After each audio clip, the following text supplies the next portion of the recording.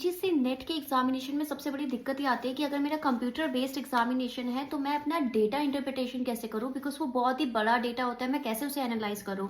तो आपको इस तरीके से एक रफ शीट मिलती है। तो जब भी आपको डेटा या टेबल आपको दे रखा है तो आपको सबसे पहले तो फाइंड आउट करना है कि किस तरीके का डेटा है। क्या वो आपका लाइन चार्ट है, पाई चार्ट है, आपका बार चार्ट है, हिस्टोग्राम है, किस तरीके का आपको डेटा दे रखा है या टेबल दे रखा है।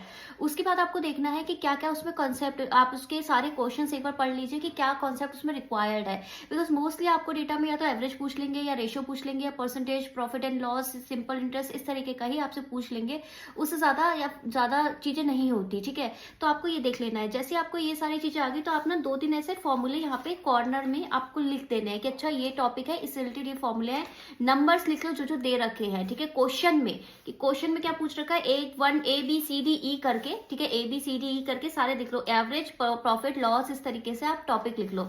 फिर आप अपने डेटा को एनालाइज करना शुरू करो। उसके बाद आपको एनालिसिस करनी है अच्छे से। एंड आफ्टर एनालिसिस जो उससे पूछा गया है एग्जैक्ट वैल्यू डाल के आपको आंसर निकाल देना है। आपको ये नहीं करना है कि पहले आप पूरा डेटा पढ़ रहे हो उसके बाद आपको क्वेश्चन कर रहे हो। जैसे रीडिंग कॉम्प्रिहेंशन का स्टाइल होता है वही ये वाला स्टाइल होता है। ABCDE करके पूरा दिखना है कि क्या क्या पूछ रहे हैं, उसके बाद आपको आंसर करना है। And for more updates subscribe to discover study with your UGC NET mentor Preeti Bora. All the best.